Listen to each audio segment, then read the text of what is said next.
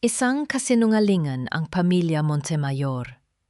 Habang nagpapakasasa sila sa luho, duguang nag-iisa si Sol sa kusina. "Wala kang kwentang asawa, palamunin?" Sigaw ni Gabriel kasama ang kanyang kabit. Ngunit hindi nila alam, sa isang pirma ni Sol, maglalaho ang kanilang kayamanan.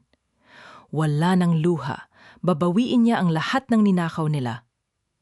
Handa na ba silang tikman ang bagsik ng isang babaeng nagising sa katotohanan? Hayaan mo nang palamunin na yon, Veronica. Mamaya, sa mismong party ni Mama, ipapaako ko sa tangang asawa ko ang nawawalang 18 milyon. Tutal, wala naman siyang silbi kundi ang maglinis at magmukhang kaawa-awa. Isa siyang perpektong panangga natin.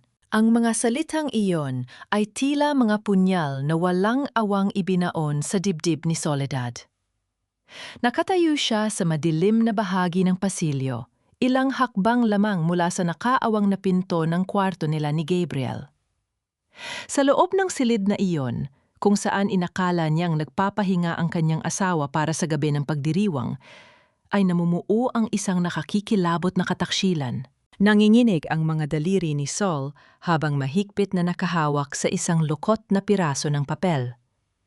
Isa itong opisyal na resulta mula sa kanyang doktor. Nakasulat doon ang mapait na katotohanan na halos bumali sa kanyang pag-asa, na dahil sa labis na pagod, stress at pag-aalay ng buong lakas at yaman para pasanin ang luho ng buong pamilya Montemayor, bumigay ang kanyang katawan. Mayroon siyang chronic exhaustion at malabong magbunga ang kanyang sinapupunan. Patungo sana siya kay Gabriel upang umiyak, upang maghanap ng yakap at kalinga. Nuit sa halip na kanlungan, isang malamig na libingan ng kanyang mga pangarap ang kanyang natagpuan. Narinig niya ang malandi at mahinang paghalahak ni Veronica, ang babaeng pinagkakatiwalaan ni Gabriel sa kumpanya. Sumunod ang pamilyar na tinig ng kanyang asawa, sinasabayan ng mahihinang daing ng pagnanasa na sumugat sa kaluluwa ni Sol. Walang luhang pumatak mula sa kanyang mga mata. Ngunit ang sakit ay gumagapang mula sa kanyang lalamunan pababa sa kanyang namamanhid na mga binti. Tila huminto ang pag-ikot ng mundo. Ang hangin sa pasilyo ay naging napakabigat, humihigop sa huling patak ng hininga sa kanyang mga baga. Ang pamilyar na amoy na mamahaling pabango ni Gabriel na dati ay nagbibigay sa kanya ng kapayapaan, ngayon ay nagdudulot ng matinding pagbaliktad ng kanyang sikmura. Mabilis na itinupi ni Sol ang papel ng doktor. Pasimpleng ibinulsa yon sa lumang duster na kanyang suot. Mula sa kabilang dulo ng pasilyo, nakita niya ang matandang si Yaya Rosa na may dalang mainit na kape, marahil ay para sana sa kanya. Nanlaki ang mga mata ng matanda nang makita ang namumutlang mukha ni Sol at marinig ang mga ungol mula sa loob ng kwarto. Akmang magsasalita si Yaya Rosa, handang ipagtanggol ang kaawa-awang asawa ng kanyang alaga.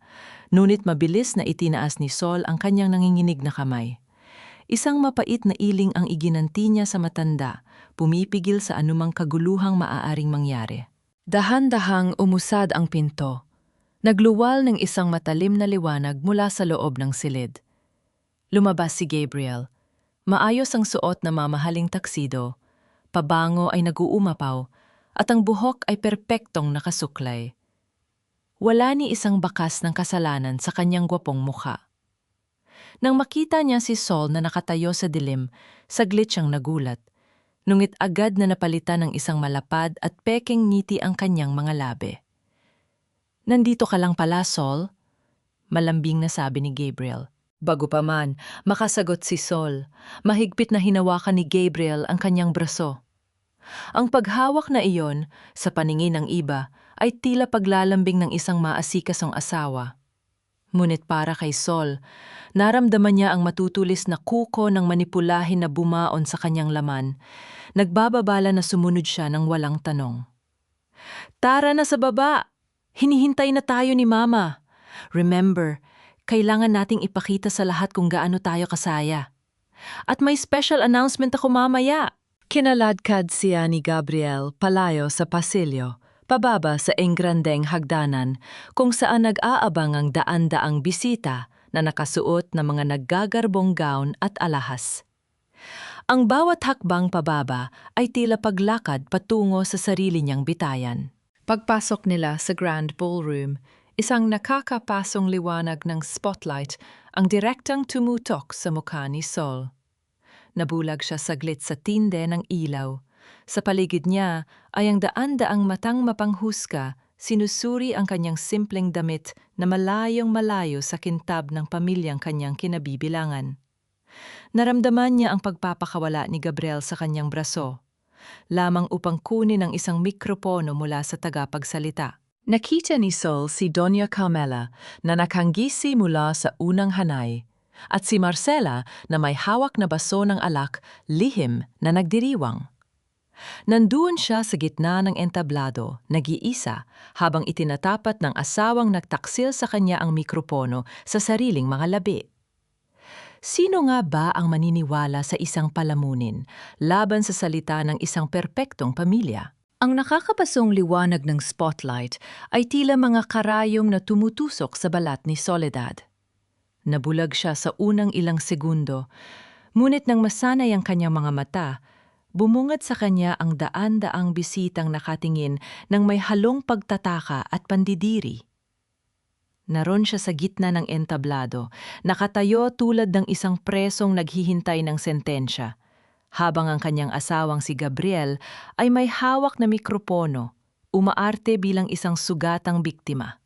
Mga kaibigan, mga kapamilya, panimula ni Gabriel, ang kanyang boses ay nanginginig sa peking kalungkutan. Patawad kung sisirain ko ang gabi ng pagdiriwang ni Mama. Ngunit kailangan ninyong malaman ang katotohanan. Nawawala ng 18 milyong piso ang foundation ng ating pamilya. Isang mabigat na katahimikan ang bumalot sa buong Grand Ballroom bago ito sinundan ng matatalim na bulungan ng mga tao. Itinuro ni Gabriel si Sol. At ang kumuha ng perang yon ay walang iba kundi ang sarili kong asawa.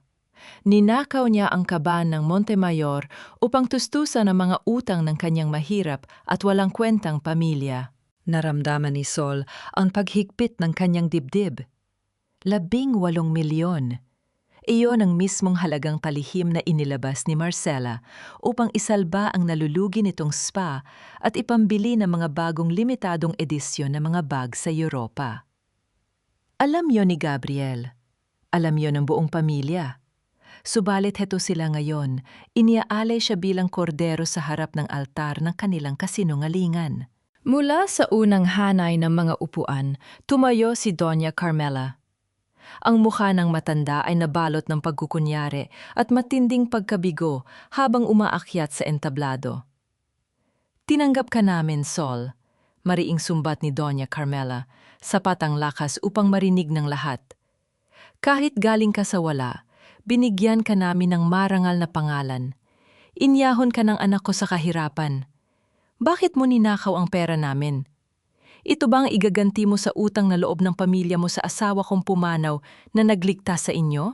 Umakyat din si Marcela, humihigop sa kanyang baso ng mamahaling alak at pinasadahan ng nakaiinsultong tingin ang simpleng damit ni Sol.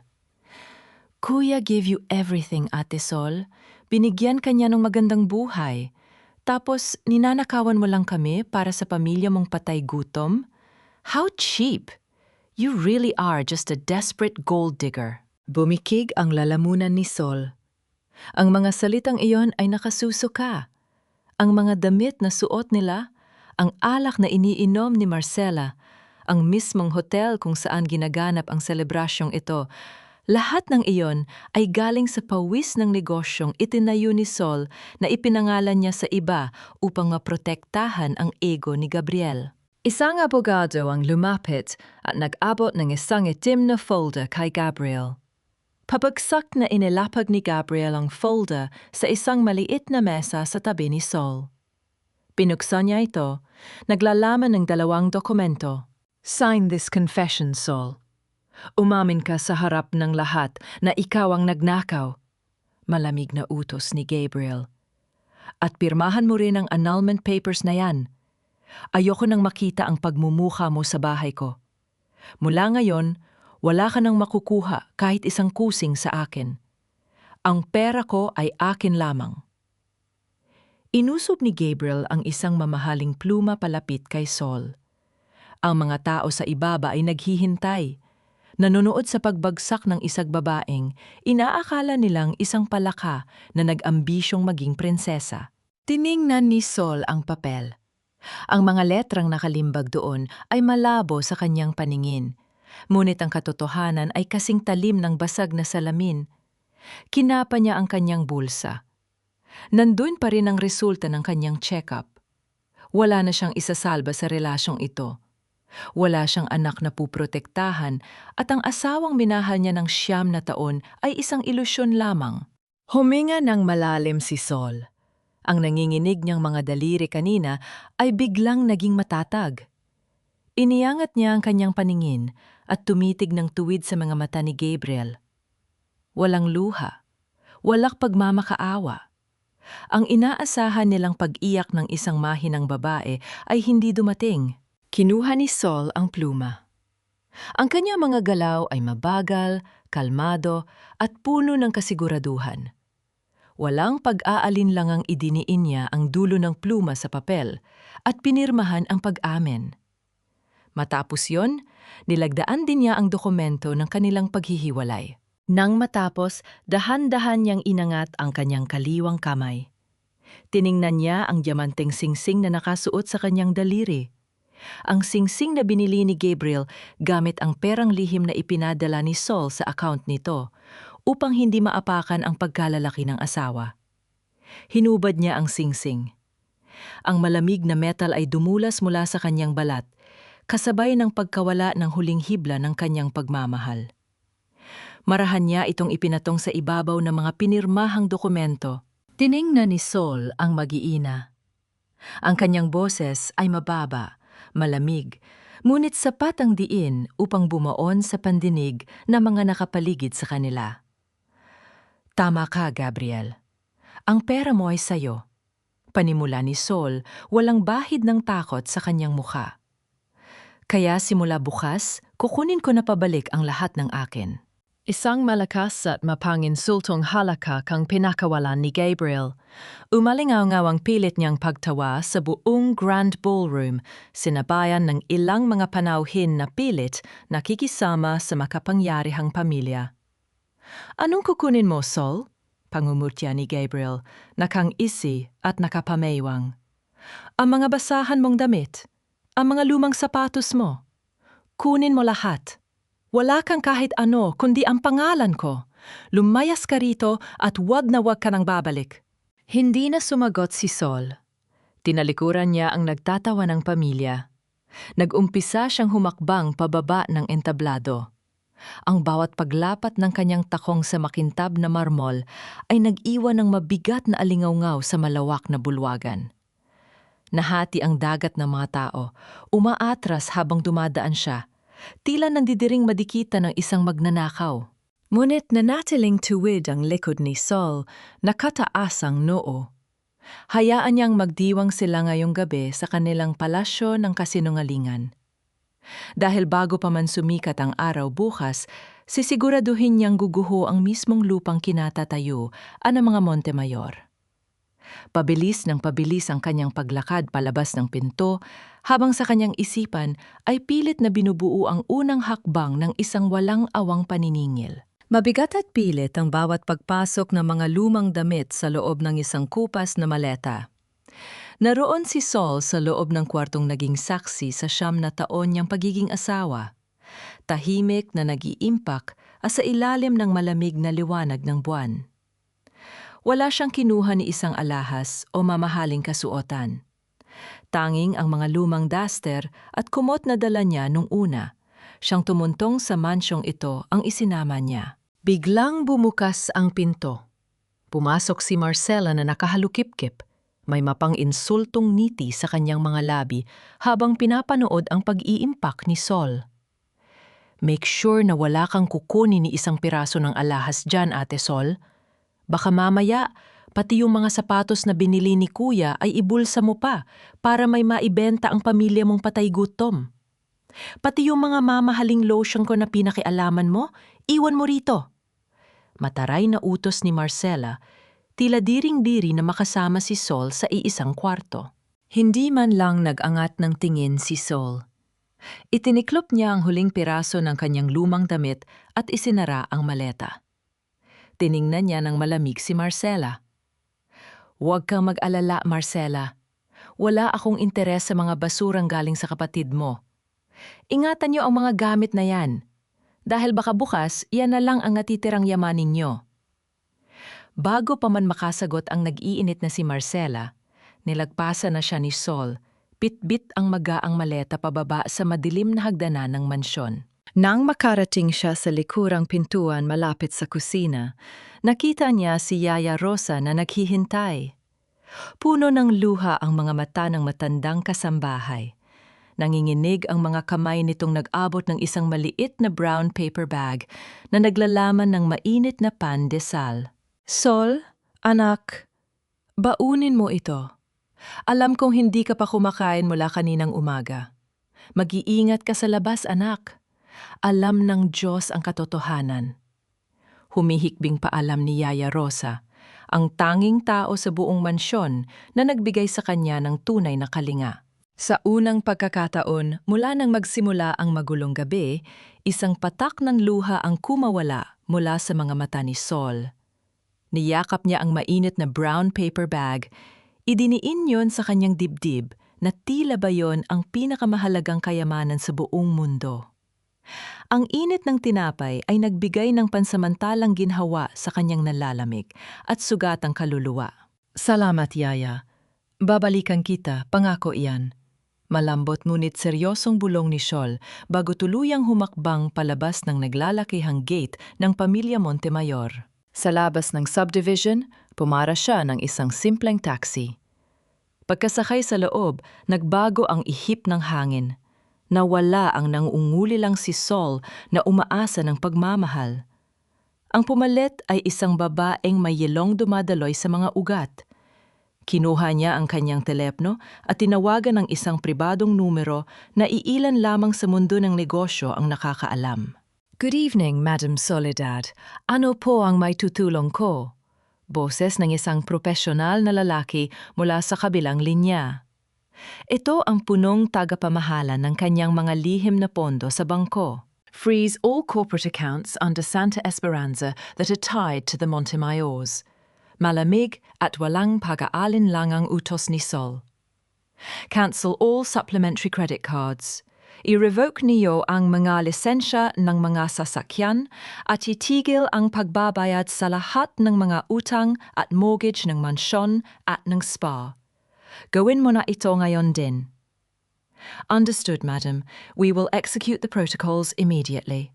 Ibinaba ni Sol ang telepono at tumingin sa labas ng bintana habang lumalayo ang taxi sa mansyon.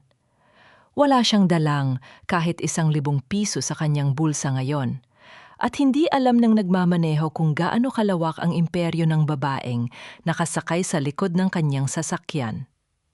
Ngunit alam ni Sol kung saan siya pupunta at kung paano niya wawasakin ang mga taong umabuso sa kanya. Kinabukasan ng umaga, isang masayang himig ang lumalabas sa mga labi ni Gabriel. Nakatayo siya sa harap ng malaking salamin ng kanyang kwarto, nag-aayos ng kanyang buhok at nagsusuot ng panibagong mamahaling relo. Sagad sa buto ang kanyang kaligayahan, iniisip na tuluyan na siyang nakalaya sa asawang pabigat at malaya na siyang makipagkita sa kanyang kabit na si Veronica. Wala siyang kaalam-alam na ang bawat luho sa paligid niya ay nakatali sa isang sinulid na pinutol na kagabi pa lamang. Kinuha niya ang kanyang susi at naglakad patungo sa garahe, handang harapin ang araw bilang isang hari, habang inaabangan ang pag-ikot ng susi sa makina ng kanyang mamahaling sasakyan. Mainit ang sikat ng araw, ngunit pakiramdam ni Gabriel ay sakop niya ang buong mundo habang nagmamaneho ng kanyang mamahaling sasakyan. Nakangiti siya habang iniisip ang kalayang makapiling si Veronica ngayong gabi. Wala nang Sol na mag-aabang sa kanya. Wala ng asawang pabigat sa kanyang paningin. Ngunit ang kanyang pantasya ay biglang naputol ng isang malaking tow truck ang biglaang humarang sa kanyang dadaanan, na naging dahilan upang mapadiin siya ng mariin sa preno. Padabog na bumaba si Gabriel mula sa sasakyan, umuusok ang ilong sa galit. Inayos niya ang kanyang mamahaling necktie bago dinuro ang lalaking lumabas mula sa tow truck. "Are you crazy? Alam mo ba kung sino ang binabangga mo? Magkano ba ang sasakyan mong bulok kumpara dito sa dala ko?" Bulyaw ni Gabriel. Kalmadong naglabas ng isang manipis na dokumento ang lalaki at iniharap yon kay Gabriel. Nakasaad doon ang opisyal na utos ng pagbawi sa sasakyan. "Pasensya na, sir. Sumusunod lang kami sa utos ng kumpanyang nagmamayari nito, ang Santa Esperanza. Ipinapasuli na nila ang sasakyan dahil kanselado na ang lease agreement ninyo simula kaninang madaling araw," paliwanag ng lalaki. Nanlaki ang mga mata ni Gabriel. "That's impossible! Ako ang nagbabayad niyan. Ako ang vice-presidente ng kumpanya ko at asawa ko." Bigla siyang napahinto. Wala siyang kakayahang bayaran yon ng buo. Sa huli, napilitan siyang kunin ang kanyang briefcase at maglakad sa ilalim ng matinding sikat ng araw. Pinagtitinginan siya ng mga dumadaang jeepney. Pinagtatawanan ng isang lalaking nakasuot ng makapal na taksido habang nagpupunas ng pawis sa gitna ng usok ng kalsada. Sa kabilang dulo ng syudad, sa loob ng isang high-end spa, ay nagpapaypay ng kanyang mga bagong gawang kuko si Marcela. Kausap niya ang kanyang mga mayamang kaibigan, nagyayabang tungkol sa pagpapalayas nila sa kanyang walang kwentang hipag. Nang pumunta siya sa counter upang magbayad, buong pagmamalaking inabot niya ang kanyang gintong credit card. Ilang saglit pa, bumalik ang babaeng kahera na may alanganing ngiti. "Ma'am, declined po ang card ninyo. Sinubukan ko na po ng 3 beses pero cancelled na raw po ang linya ng primary account holder." Namula ang mukha ni Marcela sa labis na hiya, lalo na nang marinig yon ng kanyang mga kaibigan. "What? Are you stupid? Baka sira ang makina nyo. Try it again. Alam mo ba kung magkano ang laman ng bank account ng Kuya Gabriel ko?" Matinis na sigaw ni Marcela. Lumapit ang manager ng spa at pilit na ipinaliwanag na wala na silang magagawa dahil pinutol na ng mismong bangko ang lahat ng linya ng kanyang pondo. Hindi kinaya ni Marcela ang mga matatalim at mapanghusgang tingin ng mga tao sa paligid. Mabilis niyang kinuha ang kanyang peking Prada bag at ipinantakip iyon sa kanyang mukha habang tumatakbo palabas ng spa, muntik pang madapa sa taas ng kanyang takong dahil sa sobrang pagmamadali. Samantala, sa loob ng mansyon ng mga Montemayor, tahimik na humihigop ng tsaa si Doña Carmela. Pilit niyang inuutusan ng mga kasambahay na linisin ang mga alikabok na hindi naman niya makita. Ang kanyang pagiging reyna ay nabulabog nang pumasok ang isang mensahero ng bangko. Iniabot ang isang kulay pulang sobre. Nang basahin niya ang nilalaman, nabitawan ni Doña Carmela ang porsela ng baso ng tsa. Nabasag yon sa marmol na sahig kasabay ng pagguho ng kanyang ilusyon. Isa itong notice of foreclosure. Ayon sa liham, ilang buwan na silang hindi nagbabayad ng utang. At kung hindi nila mababayaran ang buong balanse sa loob ng ilang araw, kukunin ng bangko ang mismong bubong na nagbibigay sa kanila ng karangyaan. Sumigaw si Doña Carmela. Sinisisi ang mga kasambahay upang itago ang nag-uumapaw na kaba sa kanyang dibdib. Sa gilid ng isang maalikabok na kalsada, nanggagala iting kinuha ni Gabriel ang kanyang telpon o upang tawagan ang asawang ipinagtabuyan niya kagabi. Uutusan niya itong pumunta sa bangko upang ayusin ang gulon ito dahil sa isip niya, ito ay tungkulin pa rin ni Sol. Ngunit sa halip na boses ng kanyang asawa, isang malamig at otomatikong mensahe ang kanyang narinig. "The number you dialed is no longer in service." Desperado, tinawagan niya ang kanyang personal na ahente sa bangko. Sumisigaw siya. Nagtatanong kung bakit pinutol ang lahat ng kanyang credit cards at kinumpiska ang sasakyan ng walang pasabi. Humugot ng malalim na hininga ang ahente sa kabilang linya.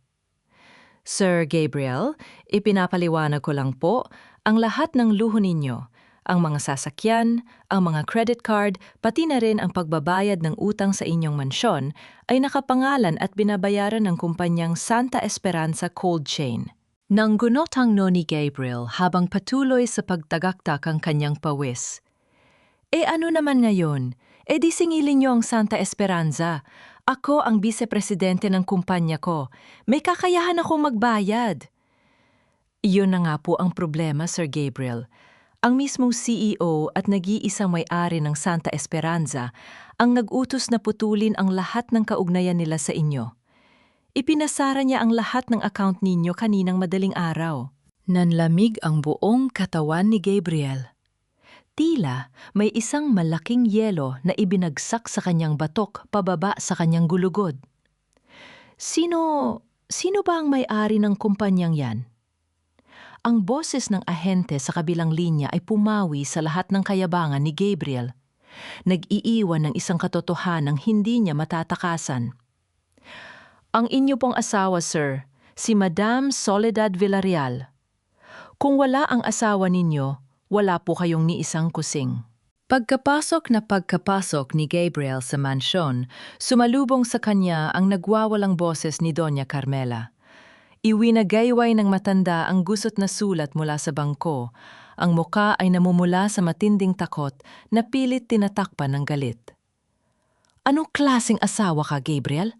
Bakit umabot sa ganito? Babawiin ng bangko ang bahay natin. Bulyaw ni Carmela, nakaturo ang nanginginig na daliri sa sariling anak. Saan tayo pupulutin kapag pinalayas tayo rito? Napasabunot si Gabriel sa kanyang buhok. Pilit ibinabalik ang pagiging arogante upang itago ang panginginig ng kanyang mga tuhod. Ma, calm down! Ako ang vice-presidente ng kumpanya namin. May pera ako. Kukuha ako ng cash advance ngayon din para takpan ang utang sa bangko. Hindi tayo mawawala ng bahay. Mabilis na nagtungo si Gabriel sa kanyang opisina. Umaasang maililigtas siya ng kanyang posisyon at impluensya. Ngunit pagdating niya sa Department ng Human Resources, isang malamig at mapanghusgang pagtingin ang isinalubong sa kanya ng manager. Hiningi niya ang kanyang cash advance, ngunit sa halip na tseke, isang manipis na envelope ng terminasyon ang ibinigay sa kanya. You are suspended, Gabriel. Walang kaimo emosyong wika ng HR manager. Under investigation ka dahil sa mga maanulyang kontrata at nawawalang pondo na pinirmahan mo kasama si Veronica. Walang cash advance na ibibigay sa iyo at huwag mo nang subukang pumasok pa bukas hanggat hindi tapos ang investigasyon. Gumuho ang mundo ni Gabriel. Wala siyang malapitan. Tanging isang pangalan na lamang ang pumasok sa kanyang isip. Tumakbo siya patungo sa marangyang kondo ni Veronica, ang babaeng ipinagpalit niya kay Sol.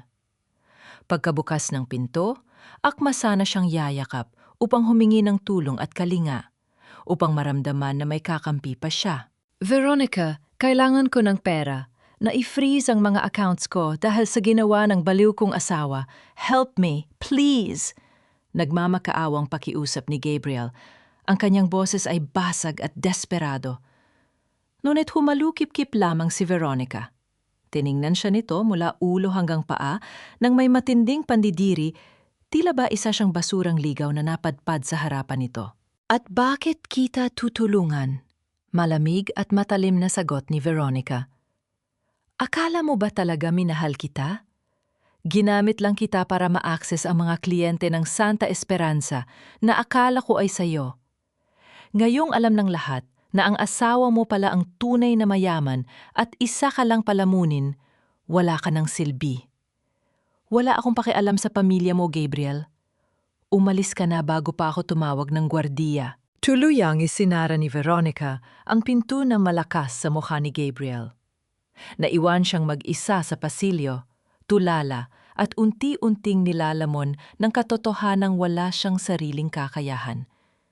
Malayo sa nagkakagulong mundo ng mga Montemayor, isang marahang paglapat ng mamahaling porselanang baso ang pumukaw sa tahimik at malawak na silid. Nakatayo si Sol sa harap ng malaking salaming bintana sa loob ng kanyang sariling penthouse. Ang tanawin ng buong syudad ay tila ba nasa ilalim ng kanyang mga paa? Kagabi lamang ay umiinom siya ng malamig na tubig mula sa isang lumang plastik na baso sa madilim na kusina ni Doña Carmela.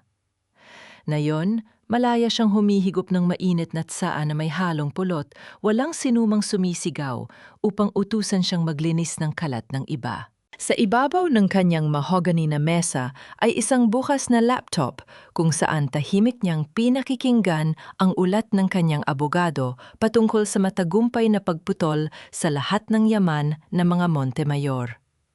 Bumakas ang isang payapang niiti sa kanyang mga labi. Ito ang kapayapaang ninakaw sa kanya sa loob ng 9 na taon. Ang pakiramdam ng hangin sa kanyang balat ay tila isang mainit na yakap ng kalayaan. Ngunit ang kanyang katahimikan ay biglaang binasag ng isang seryosong tawag mula sa kanyang punong tagasuri ng pananalapi. Sinagot ni Sol ang telpono. "Madam Soledad, may malaking problema po tayo." Nagmamadaling boses ng auditor. "May nag-access sa master password ng Santa Esperanza mula sa loob. May nagtatangkang ilipat ang natitira ninyong operating funds papunta sa isang offshore account." Nawala ang ngiti ni Sol. Ang mga matang kanina ay puno ng kapayapaan ay biglang nag-apoy sa bagong panganib. Umalingaw-ngaw ang matinis na tunog ng alerto mula sa kanyang laptop. Isang babala na ang kalaban ay hindi lamang nasa labas, kundi isang ahas na matagal na palang nakapasok sa kanyang sariling bakuran. Ang malamig na patak ng gamot mula sa swero ay unti-unting dumadal o sa numinipis na ugat ni Sol. Nakaupo siya sa isang pribadong silid sa ospital, pilit na pinapalakas ang kanyang katawang, matagal nang pinadapa ng labis na pagod at puyat. Sa kanyang harapan, nakatayo ang kanyang punong tagasuri ng pananalapi. Hawak ang isang manipis na tablet na naglalaman ng mga digital na ebidensya. "Madam Soledad, nakuha na po natin ang digital footprint ng taong gumamit ng master password ninyo upang maglipat sana ng pondo at magbura ng mga dokumento." Seryosong ulat ng auditor. Ginamit po niya ang kanyang sariling internal access code upang makapasok sa pinakasentro ng ating sistema. Inabot ni Sol ang tablet.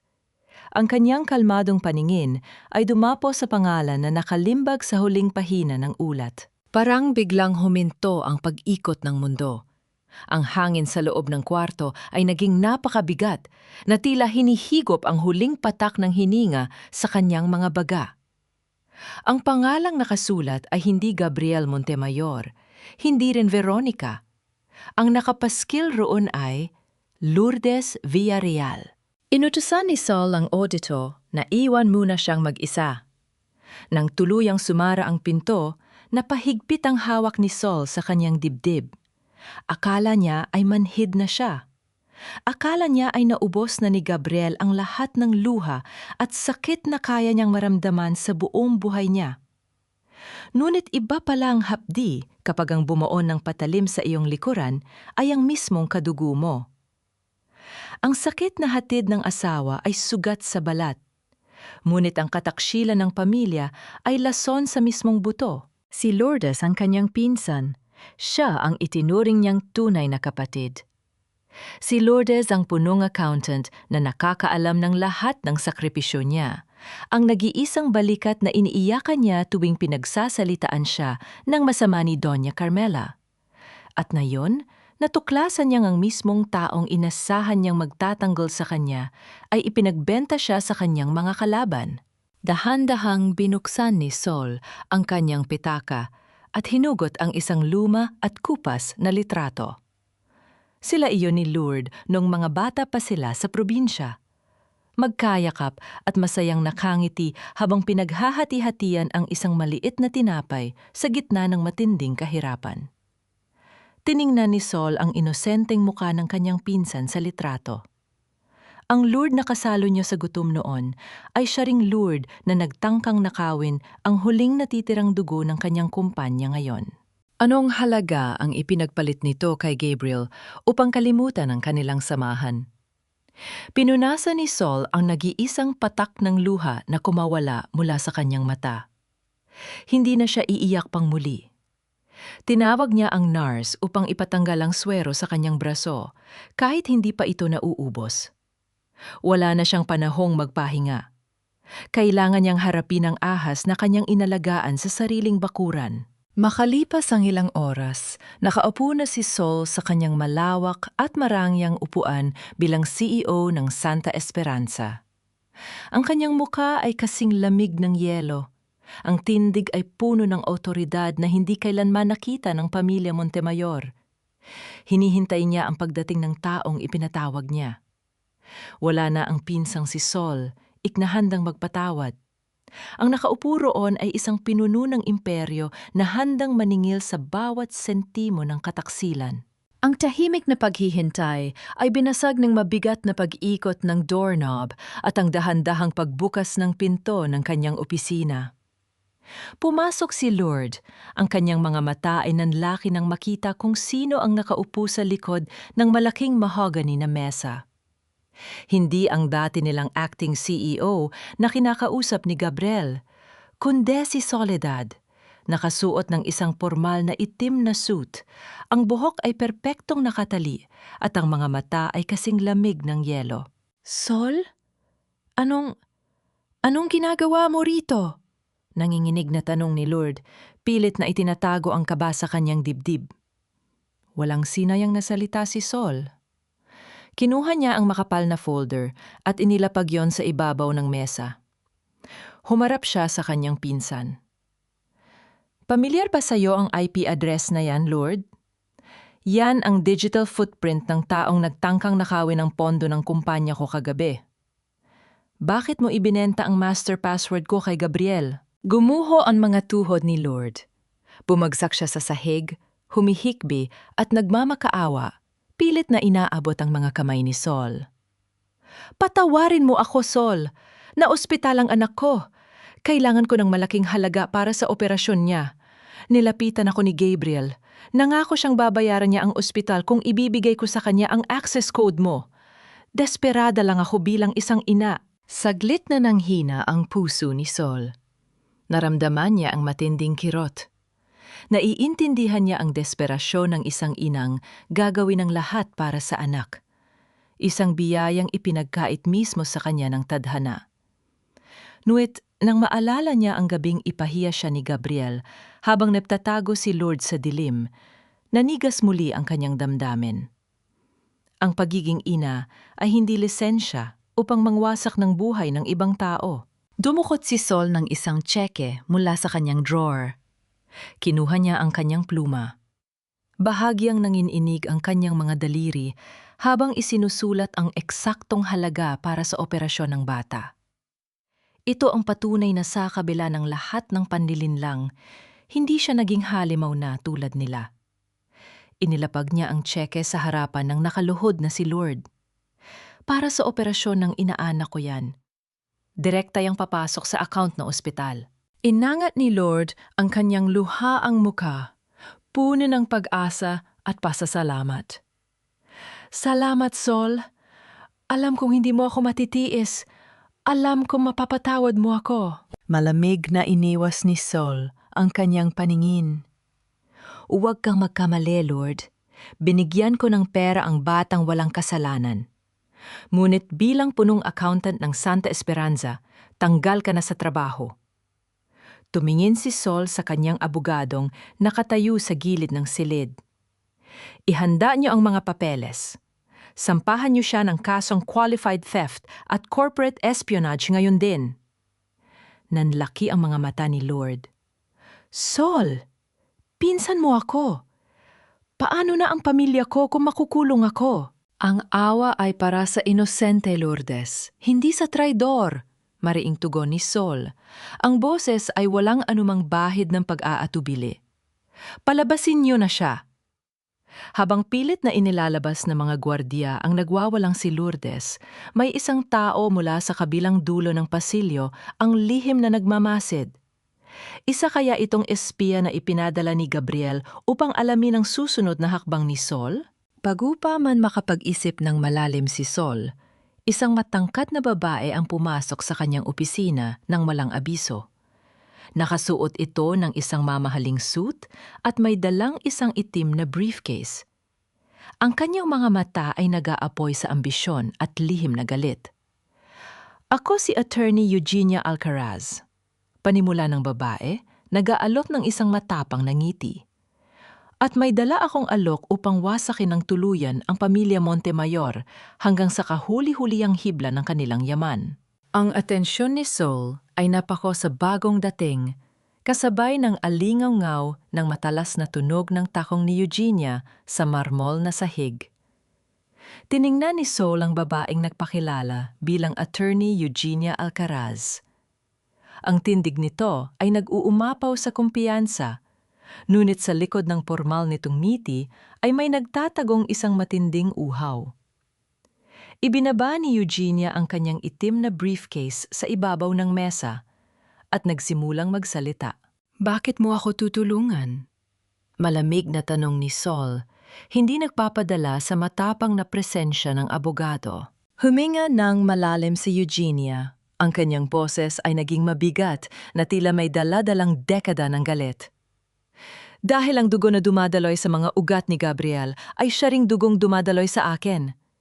Anak ako sa labas ni Don Esteban. At tulad mo, naging biktima rin kami ni Doña Carmela. Pinalayas niya kami ng ina ko noong bata pa ako upang protektahan ang kanilang malinis na pangalan. Ngayon, gusto kong kunin kung ano ang nararapat para sa amin. Magtulungan tayo, Sol. Ibibigay ko sa iyo ang lahat ng legal na butas upang makulong si Gabriel. At kapalit nito, hayaan mo akong kunin ang mga naiwang yaman ng aking ama. Pinakinggan ni Sol ang bawat salita. Naiintindihan niya ang galit na nagmumula sa pagiging itinakwil.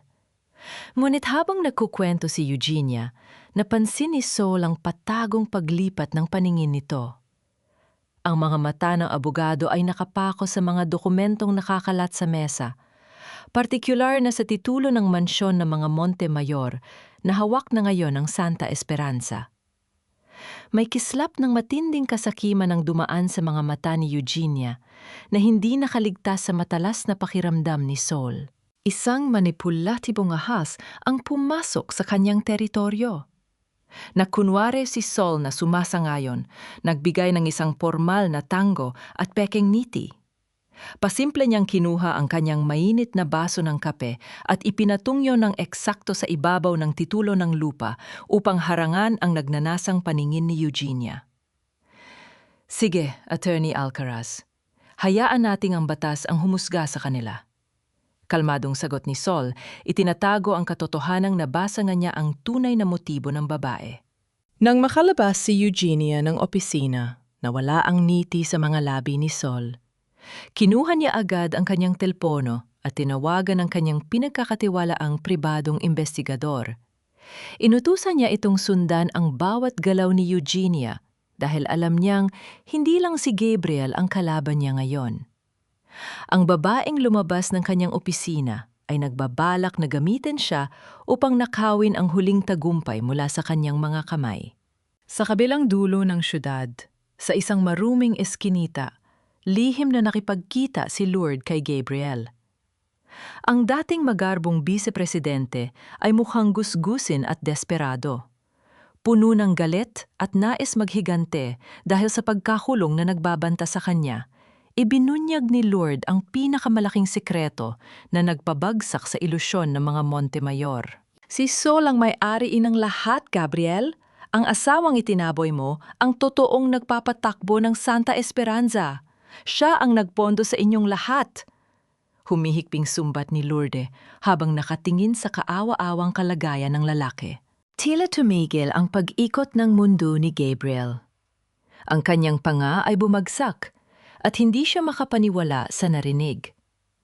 Ang asawang tinawag niyang palamunin, ang babaeng pinilit niyang umako ng kanyang kasalanan, ay ang mismong Diyosa ng yaman na kumukontrol sa kanyang buhay.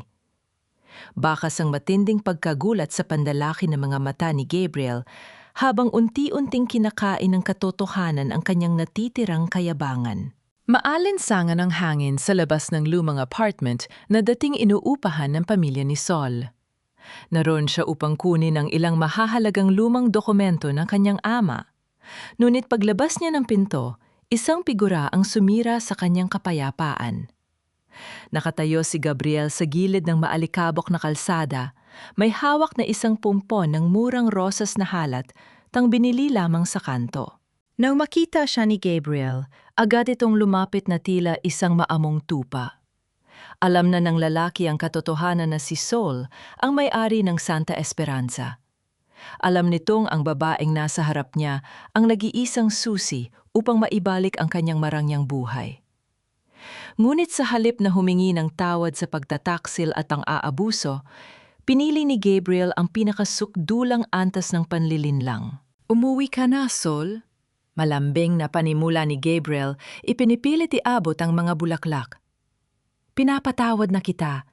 Kalimutan na natin ang nagawa mong kasalanan sa pamilya ko. Handa akong magsimula ulit tayo. Alam ko namang hindi mo kayang mabuhay nang wala ako. Ako ang asawa mo, Sol. Ako lang ang pamilya mo." Halos mamilipit ang sikmura ni Sol sa matinding pandidiri. Ang kayabangan ng lalaking ito ay walang hangganan. Ginagamit pa rin nito ang pangungonsensya upang palabasin na siya ang may utang na loob, na siya ang nagkamali, at si Gabriel ang dakilang tagapagligtas na handang magpatawad. Bago pa man makasagot si Sol, tumunog ang telepono ni Gabriel. Inilagay niya yon sa speakerphone at iniabot malapit sa tinga ni Sol. Boses ng umiiyak na si Doña Carmela ang umalingaw-ngaw. "Sol, anak, umuwi ka na rito sa mansyon." Humihikping pakiusap ng matanda, boses na punong-puno ng pagkukunyari. "Patawarin mo na ang asawa mo. Huwag mo namang talikuran ang utang na loob ninyo sa asawa kong si Don Esteban. Iniligtas niya ang pamilya mo noon. Bahagi ka na ng pamilya Montemayor, Sol. Gawin mo ito para sa karangalan natin." Nakikinig lamang si Sol habang nakatingin sa maamong mukha ni Gabriel. Ang mag-inang ito ay mga dalubhasa sa pagmamanipula. Gagamitin nila ang kahinaan, ang pagmamahal at ang utang na loob upang itali siyang muli sa kadena ng pagiging alipin. Gusto niyang sumigaw. Gusto niyang isampal sa kanila ang lahat ng ebidensya ng kanilang pagnanakaw. Ngunit pinigilan niya ang kanyang sarili. Hindi ngayon. Kailangan niyang tapusin ito sa parang hindi na sila makakabangon pa kailanman. Isang malamig na ngiti ang gumuhit sa mga labi ni Sol.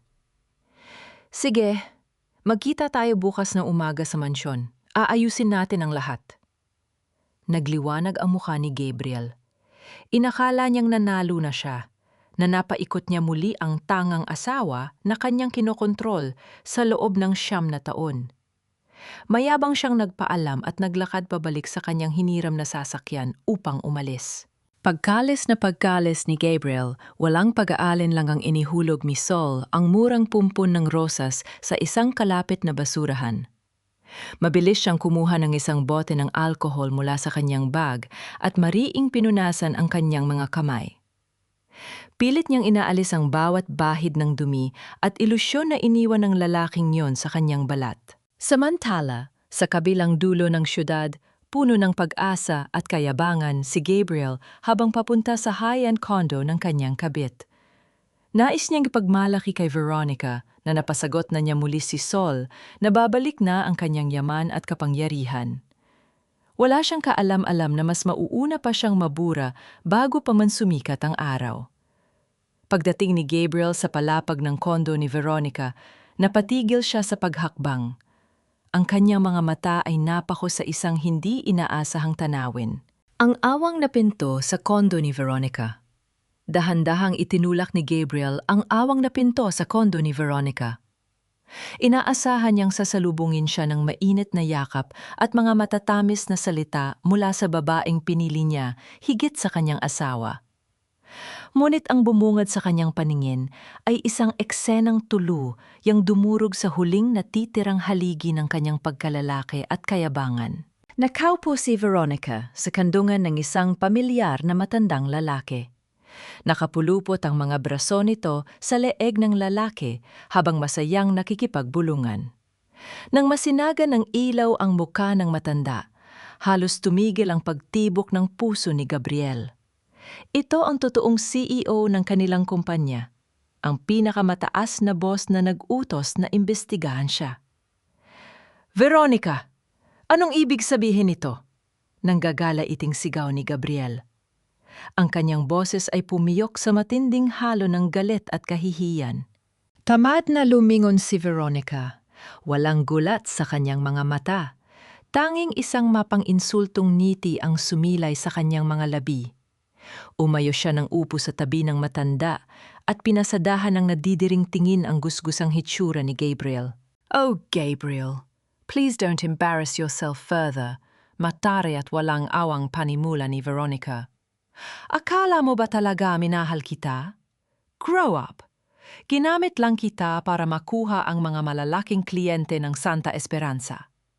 I thought you were the powerful boss. Yun pala, isa ka lang asong palamunin na nabubuhay sa bulsa ng asawa mo. Ngayong alam na naming lahat na si Sol ang tunay na mayaman at wala kang kahit anong kapangyarihan, para saan pa at kakausapin kita?" Gumuho ang mundo ni Gabriel. Ang mga salitang binitawan ni Veronica ay tila mga asido na tumunaw sa kanyang ilusyon. Sa loob ng maraming taon, inakala niyang siya ang matalino. Siya ang nagdadala ng pera at siya ang hari ng kanyang tahanan.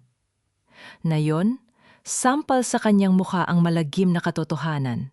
Wala siyang sariling talino, wala siyang sariling yaman, at siya ay isang walang kwentang lalaki na nagtago lamang sa likod ng palda at pawis ng kanyang asawa. Tumayo ang matandang CEO at inayos ang kanyang Amerikana. Tiningnan niya si Gabriel nang may matinding pagkasuklam. "You are officially terminated, Gabriel, effective immediately," malamig na utos ng CEO. "Huwag na huwag ka nang babalik sa kumpanya ko. Kinasuhan na kita ng fraud. Guards, ilabas niyo ang basurang ito sa pamamahay ko." Mula sa likuran, dalawang malalaking tauhan ng CEO ang biglang sumunggab sa magkabilang braso ni Gabriel.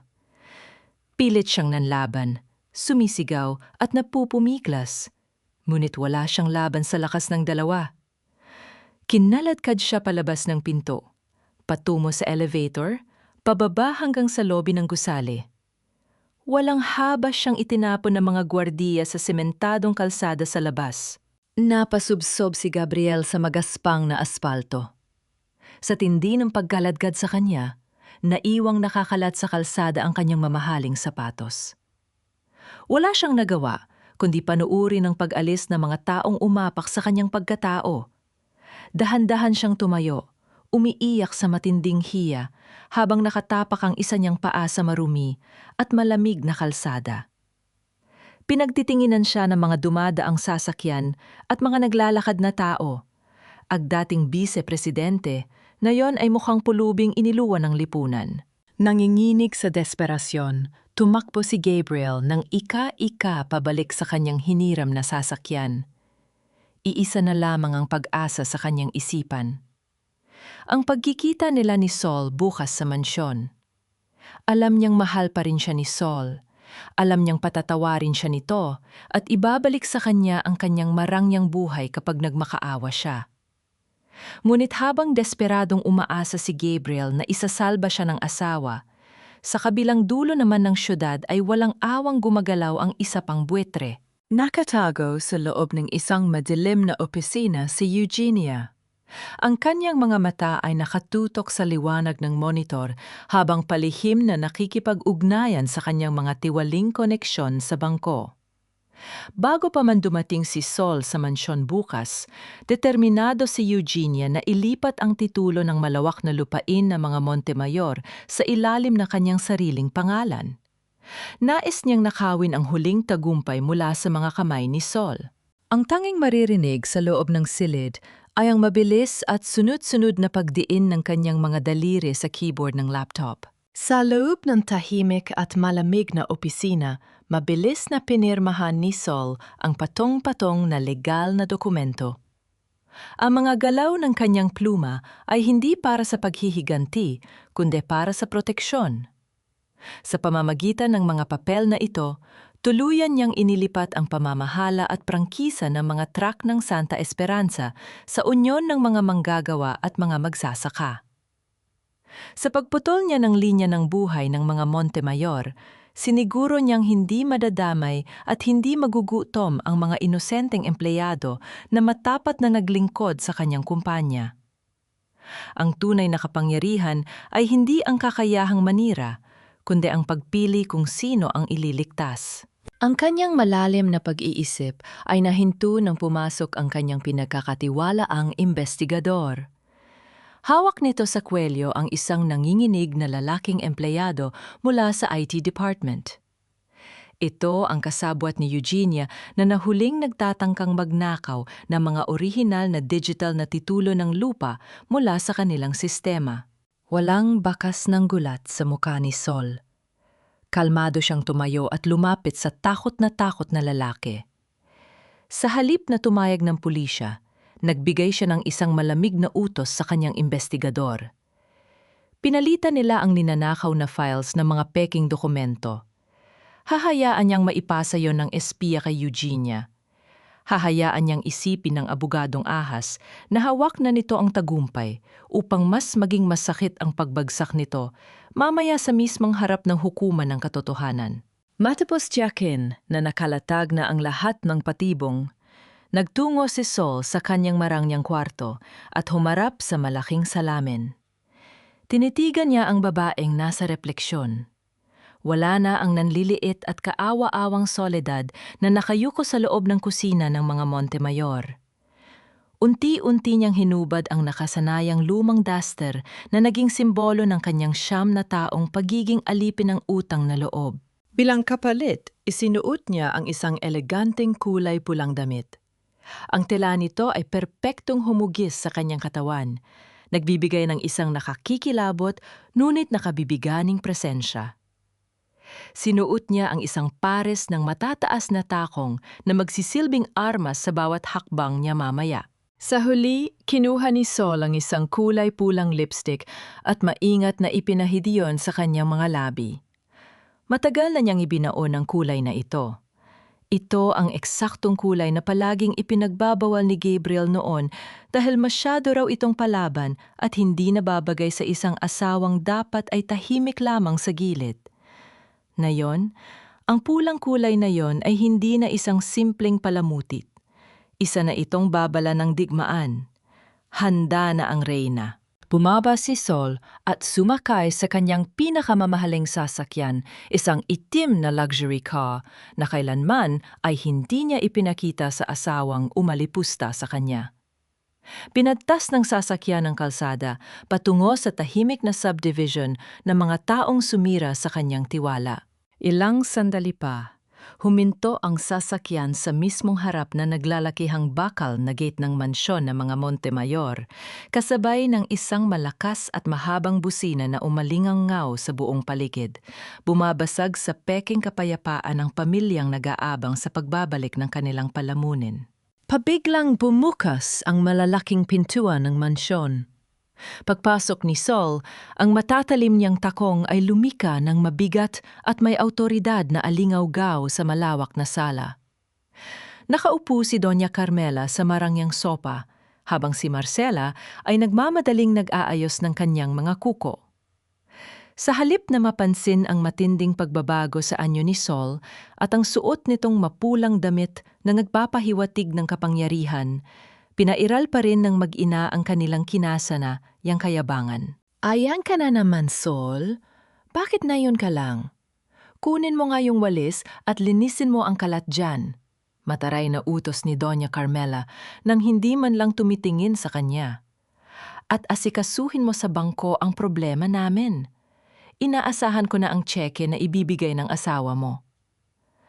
Make it fast, Ate Sol. I need cash right now para sa spa ko. dagdag ni Marcela habang naiinis na nakatingin sa kanyang telpono. Hindi gumalaw si Sol. Tiningnan niya ang mag-ina ng may sugdulang pandidiri. Marahas niyang ibinagsak ang isang makapal na itim na folder sa ibabaw ng glass table sa harapan nila. Yan ang resibo ng buong buhay niyo. Malamig at matalim na panimula ni Sol. Ang bahay na ito, ang mga kotse, ang spa mo, Marcela, ang mga limitadong edisyon ng bag mo, at pati na ang kinakain ninyo araw-araw, lahat ng yan binayaran ko. Wala kayong sariling yaman. Ako ang Santa Esperanza. Napatigil si Carmela. Nanlaki ang mga mata ni Marcela, pilit na pinoproseso ang mga salitang narinig. Bago pa man sila makapag-isip ng isasagot, kinuha ni Sol ang kanyang telepo at pinatugtog ang isang lihim na voice record. Ang mismong boses ni na Carmela at Marcela ang umalingaw-ngaw sa buong sala. Malinaw na nagpaplano kung paano nila ipapahiya si Sol sa gabi ng party at kung paano nila ipapaako ang 18 milyong ninakaw ni Marcela. Gumuho ang kayabangan ni Marcela. Nagsimula siyang umiyak na mapagtanto niyang wala na siyang matatakbuhan at babawiin ng bangko ang lahat ng kanyang luho. Mahigpit niyang nyakap ang kanyang paboritong Prada bag, tila roon kumukuha ng lakas mula sa kanyang ilusyon ng karangyaan. Ngunit walang pag-aalinlangang hinablot ni Sol ang bag mula sa mga kamay ni Marcela. Tiningnan ni Sol ang mamahaling gamit, bago iyon walang awang inihagis sa basurahan sa gilid ng sala. Wala kang karapatang humawak ng kahit anong binili ko gamit ang dugo at pawis ko. Mariing bulyaw ni Sol, nagpapatikom sa bibig ng umiiyak na si Marcela. Sa mga sandaling yon, isa pang figura ang pumasok sa mansyon. Dugo ang lumuhod si Gabriel sa paanan ni Sol. Ang mga tuhod ng kanyang pantalon ay punit at marumi dahil sa pagkakadapa sa kalsada kanina. Wari siyang isang asong nagmamakaawa sa kanyang amo. Sol, patawarin mo ako. Humihikping pakiusap ni Gabriel habang pilit na inaabot ang mga kamay ng asawa. Nalaman ko na ang totoo. Ikinahiya ako ni Veronica. Tinanggal ako sa trabaho at kinasuhan. Tulungan mo ako, Sol. Please, iligtas mo ako. Malamig na iniwas ni Sol ang kanyang mga paa mula sa pagkakayakap ni Gabriel. Ang kanyang mga mata ay walang kahit isang patak ng awa. Sabi mo kagabi, ang pera mo ay sayo. Tugon ni Sol. Ang boses ay tila yelong bumaon sa puso ni Gabriel. Ngayon, asikasuhin mo ang sarili mo nang walang palamunin. Wala na akong pakialam kung mabulok ka sa kulungan. Matinding katahimikan ang gumalot sa pamilya Montemayor habang unti-unti nilang nilalamon ang kaparusahan ng kanilang mga kasalanan. Inakala nilang tapos na ang lahat, ngunit biglang bumukas ng malawak ang pangunahing pintuan ng mansyon. Pumasok si Attorney Eugenia Alcaraz, may taglay na matagumpay at masamang ngiti. Sa likod niya ay mga pulis na handang magpatupad ng batas. Tapos na ang drama ninyo, mayabang na pahayag ni Eugenia habang iwinagayway ang isang dokumento. Idinedeklara ko na ako ang lehitimong tagapagmana ni Don Esteban. Bilang bagang may-ari ng mansyong ito, pinapalayas ko kayong lahat na yun din. Nagkatinginan ang mga Montemayor sa matinding takot, kasabay ng malamig na tunog ng pagkalansing ng mga posas na hawak ng mga pulis. Nabalot ng matinding pagkabigla ang mukha ni Doña Carmela nang makita ang babaeng matagal na niyang ipinagtabuyan. Taas noong naglakad si Eugenia papasok sa gitna ng sala, iwinawagayway ang isang formal na dokumento habang pinalilibutan ng mga alagad ng batas. Huwag kang magmalinis, Carmela! Magnanakaw ka ng karapatan! Matapang na sigaw ni Eugenia. Ang boses ay naglalaman ng pot na inipon sa loob ng maraming dekada. Ako ang lehitimong anak ni Don Esteban. Tinago mo kami ng ina ko, pinagkaitan mo kami ng pangalan, pero ngayon babawiin ko ang lahat. Nasa akin na ang titulo ng lupang ito. Namutla si Doña Carmela, ngunit pinilit nitong tumayo at panatilihin ang kanyang wad na danggal. Isang hamak na anak sa labas. Wala kang puwang sa pamamahay ko. Mga pulis, hulihin niyo ang babaeng yan. Nanggugulo siya sa pamamahay ko. Isang mapanginsultong niti ang iginanti ni Eugenia. Hinarap niya ang matanda ng may nanlilisik na mga mata. Pamamahay mo? Ilang oras na ang nakalipas. Nailipat ko na ang digital na titulo ng lupa sa pangalan ko mula sa database ng Santa Esperanza. Tapos na ang maliligayang araw niyo. Nagkagulo ang mga Montemayor. Umiyak ng malakas si Marcela habang nakakapit sa laylayan ng damit ng kanyang ina, habang si Gabriel ay nanatiling nakaluhod, tulalang pinapanood ang tuluyang pagkawasak ng kanilang pamilya. Tila sila mga buwitring nag-aagawan sa isang patay na hayop, hindi alintana ang presensya ng nag-iisang reyna na tahimik na nagmamasid sa kanilang kahangalan. Itinaas ni Sol ang kanyang kanang kamay. Ang simpleng galaw na iyon ay nagdala ng isang matinding awtoridad na nagpatahimik sa buong sala. Kahit ang mga pulis ay napatigas sa kanilang mga pwesto. Kinuha ni Sol ang isang luma at naninilaw na sobre mula sa kanyang itim na briefcase. Dahan-dahan niya itong binuksan at inilabas ang isang orihinal na dokumento o may tatak ng selyo at pirma. Tumigil na kayong dalawa. Malamig at formal na panimula ni Sol. Tiningnan niya ng tuwid si Doña Carmela. Carmela, pamilyar ba sa iyo ang papel na ito? Ito ang totoong huling habili ni Don Esteban na itinago mo sa loob ng lumang vault upang hindi makuha ni Eugenia ang kanyang bahagi. Nanlaki ang mga mata ni Doña Carmela. Napakapit siya sa sandala ng sopa. Halos himatayin ang makita ang ebidensya ng kanyang pinakamalaking kasalanan. Bumaling si Sol kay Eugenia.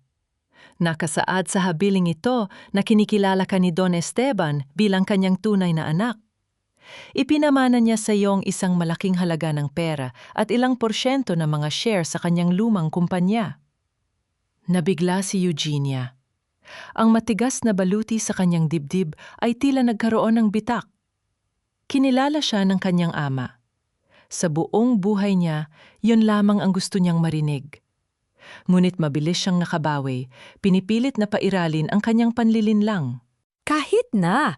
Nasa akin na ang titulo ng mansyong ito.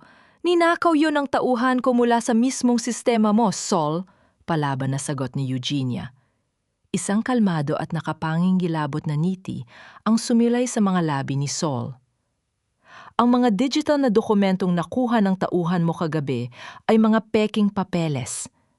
Ako mismo ang nag-abot noon sa kanya nang mahuli ko siyang nagtatangkang magnakaw sa aking opisina. Tila binuhusan ng malamig na tubig si Eugenia. Unti-unting na proseso ng kanyang utak na sa simula pa lamang alam na ni Sol ang kanyang plano at pinaglaruan lamang siya nito.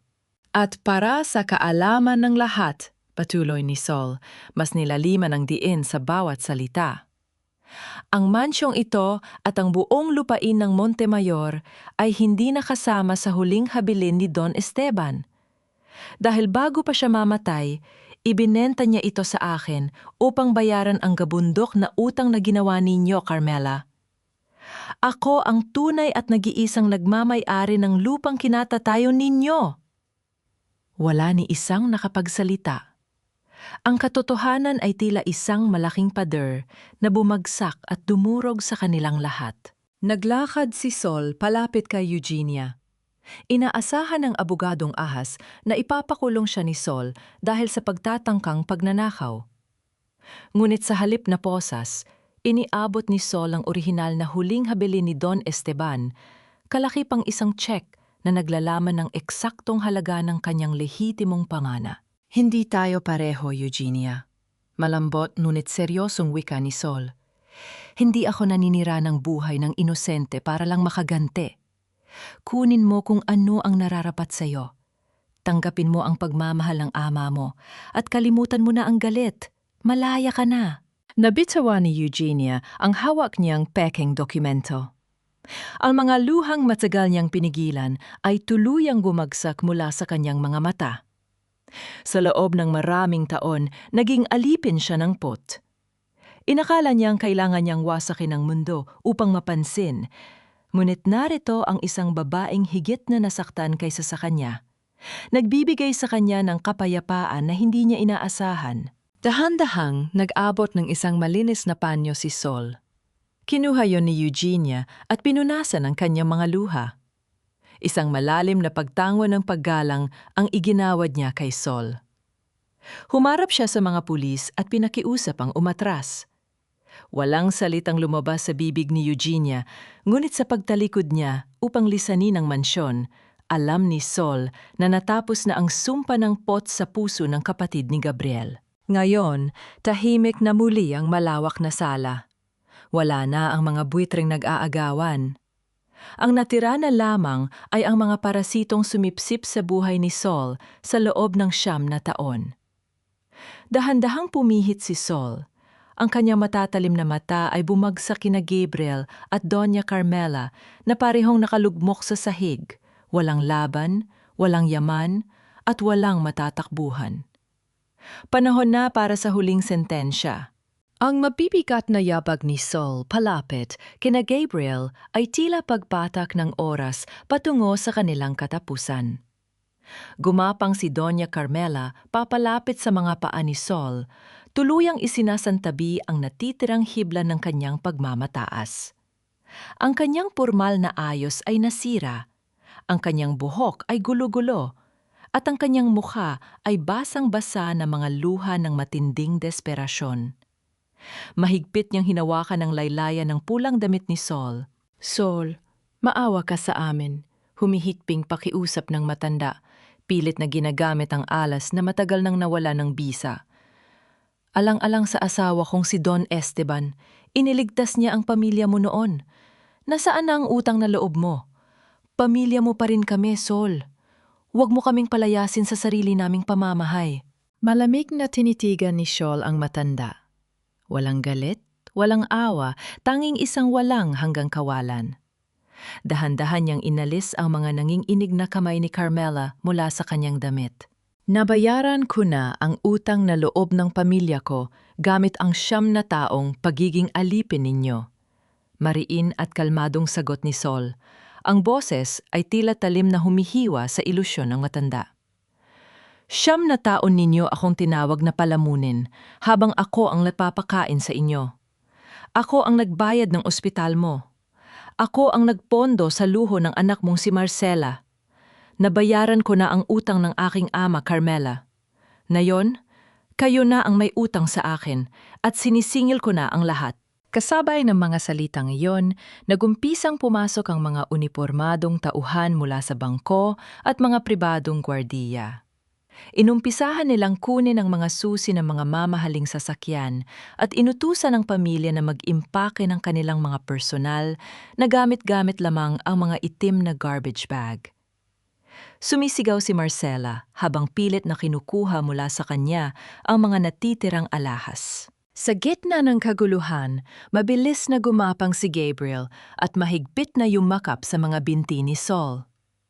Ang dating aruganteng vice-presidente na yon ay lumuluha tulad ng isang batang inabandona. Nakadikit ang maruming muka sa sapatos ng babaeng dati niyang inaalipusta. "Sol, mahal kita. Maniwala ka sa akin, mahal na mahal kita." Nangagalaiting sigaw ni Gabriel. Ang boses ay pumipiyok sa matinding takot. "Nalito lang ako. Ginamit ako ni Veronica. Pinaniwala niya akong walang kwenta ang kasal natin. Pero magbabago na ako, Sol. I swear, I will be the husband you deserve. Patawarin mo lang ako." Ipinikit ni Sol ang kanyang mga mata, humihugot ng isang malalim na hininga upang palayain ang huling anino ng nakaraan. Walang pag-aalinlangang pilit niyang inyalis ang mga kamay ni Gabriel mula sa kanyang mga binti. Itinutulak ang lalaki papalayo. "Hindi mo ako minahal, Gabriel." Malamig na hatol ni Sol habang nakatingin sa kaawa-awang mukha ng asawa. "Minahal mo lang kung paano kita binuhay. Minahal mo ang perpektong ilusyon ng isang asawang sunod-sunuran habang nilalamon mo ang aking yaman. Tapos na ang palabas. Umalis na kayo." Habang kinakaladkad palabas ang nagwawalang si Gabriel at ang humahagulgol na mag-ina, Nahagip ng paningin ni Sol ang isang figurang nakatayo sa gilid ng kusina, si Yaya Rosa. Nakayuko ang matanda, umiiyak at nanginginig habang yakap ang kanyang maliit na tampipi, nag-iisip kung saan siya pupulutin ngayong wala na ang mga Montemayor. Nawala ang yelo sa mga mata ni Sol. Lumapit siya sa matanda at isang mainit at tapat na ngiti ang sumilay sa kanyang mga labi. Hinawakan niya ang magaspang na kamay ni Yaya Rosa, ang parehong kamay na nag-abot sa kanya ng mainit na tinapay nung pinalaya siya sa gabing yon. "Huwag kang umiyak, Yaya," malambing na bulong ni Sol.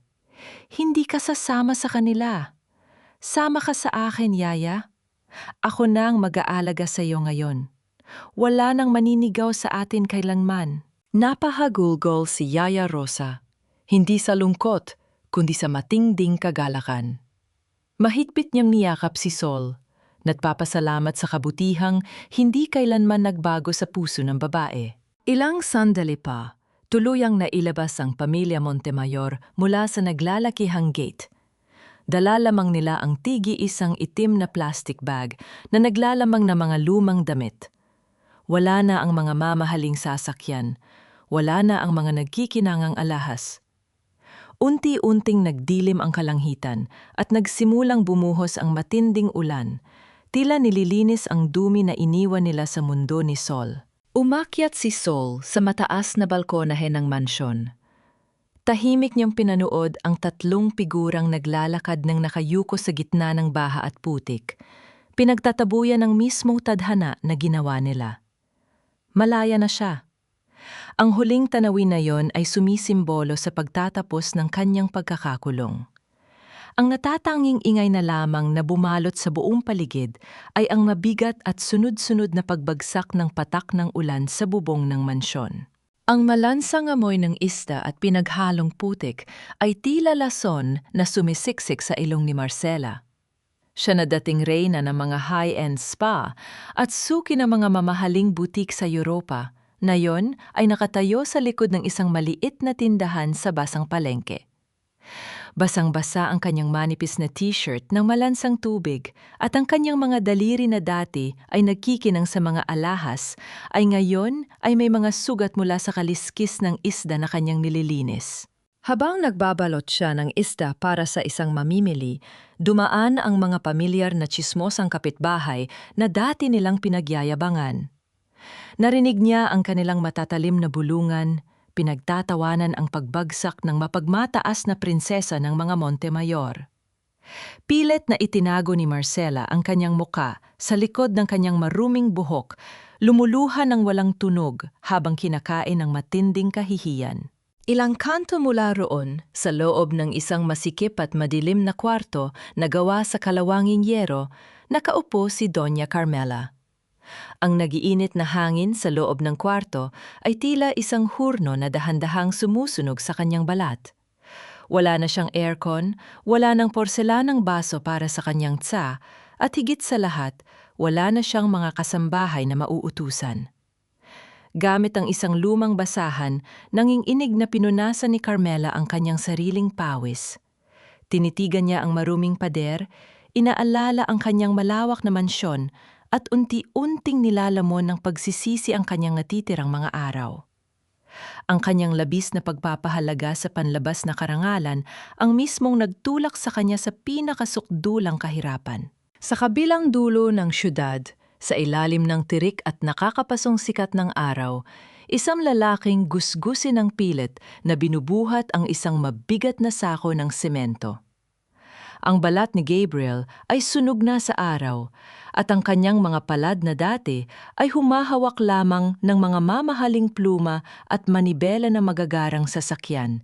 Ngayon ay puno ng makakapal na kalyo at sugat. Bawat paghakbang niya ay may kasamang mabigat na pagdaing ng kanyang pagod na katawan. Nang maibaba niya ang sako, napasandal si Gabriel sa isang post upang maghabol ng hininga. Pag-angat niya ng kanyang paningin, napako ang kanyang mga mata sa isang napakalaking billboard sa gitna ng abalang kalsada. Nakasulat doon sa malalaking letra, Soledad Villarreal, Businesswoman of the Year. Sa ibaba ng teksto ay ang napakalaking larawan ni Sol. Nakasuot ito ng isang eleganteng pulang damit, ang buhok ay malayang nililipad ng hangin at ang kanyang mga labi ay may isang payapa at matagumpay na ngiti. Ang kanyang mga mata ay nag-uumapaw sa kalayaan na kailanman ay hindi niya nakita nung sila ay magkasama. Tila piniga ang puso ni Gabriel. Dahan-dahan niyang itinaas ang kanyang nanginginig at maruming kamay, pilit na inaabot ang mukha ni Sol sa billboard kahit alam niyang napakalayo nito. Isang mapait at sumisikip na hikbi ang kumawala sa kanyang lalamunan, sinundan ng kanyang pag-iyak na parang isang musmos. Kung hindi lamang sana siya naging sakim, kung nakita lamang sana niya ang halaga ng babaeng nasa kanyang tabi, marahil ay kasama pa rin siya sa itaas. Ngunit huli na ang lahat. Ang kanyang mga luha ng pagsisisi ay tuluyang natuyo sa ilalim ng malupit na araw. Samantala, malayo sa ingay ng syudad at sa alikabok ng nakaraan, isang babae ang payapang naglalakad sa pinong buhangin ng dalampasigan. Nakasuot si Sol ing isang simpleng puting bestida, nakayapak at hinahayaang haplusin ng banay, at nahangin ang kanyang mukha. Wala siyang kasamang bagong lalaki. Hindi niya kailangan ng sinumang magpapatunay ng kanyang halaga dahil sa wakas natagpuan na niya ang pinakamahalagang pag-ibig na matagal niyang ipinagkait sa kanyang sarili, ang pagmamahal sa sarili. Ang bigat na dinadala niya sa loob ng 9 na taon ay tuluyan ng naglaho. Pinalaya niya ang kanyang puso, hindi sa pamamagitan ng paghihigante, kundi sa pamamagitan ng pagbawi sa kanyang sariling kapangyarihan at pagtalikod sa mga taong hindi marunong magpahalaga. Isang mainit na sikat ng araw ang dumampi sa kanyang mukha. Tumingala si Sol at ngumiti ng may buong pusong pasasalamat. Ang kanyang hinaharap ay kasing lawak at kasing linaw ng karagatang nasa kanyang harapan. Ang tangi na lamang na umalingaw-ngaw sa paligid ay ang payapa at walang hanggang pag-alon ng dagat, nagdadala ng pangako ng isang bagong simula. Ang dating mansyon ng mga Montemayor na naging saksi sa 9 na taong pagdurusa at pagluha ni Sol ay napuno mayon ng liwanag at pag-asa. Nakatayo si Sol sa gitna ng malawak na hardin. Sa halip na matatalim na salita at manlalait, ang umaalingaw-ngaw ngayon sa buong paligid ay ang masayang kwentuhan at halahak ng mga kababaihan. Ginawa niyang isang sentro ng pagsasanay at kanlungan ang mansyon para sa mga babaeng biktima ng pang-aabuso at inabandona ng kanilang mga asawa. Sa isang sulok ng kusina, makikita ang nakangiting si Yaya Rosa, malusog at payapa, na nagtuturo sa mga kababaihan kung paano magmasa at magluto ng mainit na pandesal, agmismang tinapay na nagligtas sa nanlalamig na sikmura at kaluluwa ni Sol sa pinakamadilim na gabi ng kanyang buhay. Marami ang nagtatanong sa kanya kung napatawad na ba niya sina Gabriel, Marcela at Doña Carmela. Ang madalas na isagot ni Sol ay isang kalmado at payapang pagtango. Pinatawad niya ang mga ito hindi dahil nararapat silang bigyan ng pangalawang pagkakataon o dahil nakalimutan na niya ang sakit. Pinatawad niya sila upang tuluyang putulin ang mabigat na kadena ng galit na nagtali sa kanyang puso ng mahabang panahon. Ang pagpapatawad ay hindi nangangahulugan ng pagtanggap sa kanila pabalik sa kanyang buhay. Iyon ay ang simpleng pagpapaubaya sa batas ng karma na singilin sila sa bawat pumatak niyang luha. Hayaan silang mabulok sa sarili nilang impyerno habang siya ay patuloy na lumalakad sa liwanag. Natagpuan na ba niya ang tunay na kapayapaan? Oo, ng buong buo at walang pag-aalinlangan. Wala nang mga boses na nagdidikta kung paano siya dapat manamit. Wala nang asawang nagpapababa ng kanyang pagkatao sa bawat pagising niya sa umaga. Hindi niya kinailangan ng panibagong lalaki upang punan ang puwang sa kanyang puso o upang patunayan na siya ay kamahal-mahal. Ang kanyang kapayapaan ay nagmumula sa katotohanang kaya niyang tumayo sa sarili niyang mga paa, protektahan ang kanyang sarili, at arugayin ang mga taong tunay na nagpapahalaga sa kanya. Ang kwento ni Soledad ay nag-iwan ng isang matibay na aral na kailanman ay hindi dapat kalimutan. Ang halaga ng isang babae ay hindi masusukat sa kanyang kakayahang magtiis ng walang katapusang pang-aabuso sa ngalan ng pamilya o utang na loob. Ang tunay na pag-ibig ay hindi nananakit, hindi nang aalipin at higit sa lahat, hindi ginagawang basurahan ang iyong sakripisyo. Ang pinakamatapang at pinakadakilang hakbang na maaaring gawin ng isang babae ay ang talikuran ng mga taong hindi nakakakita ng kanyang halaga at simula ng pag-ibig na matagal na niyang ipinagkait sa kanyang sarili. Bilang isang pagtatasa sa kanyang naging paglalakbay, napatunayan ni Sol na ang mga sugat ng kahapon ay maaaring maging pinakamatibay na pundasyon ng isang magandang bukas. Humarap siya sa papalayubog na araw. Ang banayad na ihip ng hangin ay tila humaplos sa kanyang mukha. Ang dating mga luha ng kalungkutan ay napalitan na ng mga luha ng pasasalamat. Buhay siya, malaya siya, at higit sa lahat, siya na ngayon ang nag-iisang reyna ng sarili niyang tadhana. Wala nang atrasan, puro lamang panibagong pag-asa.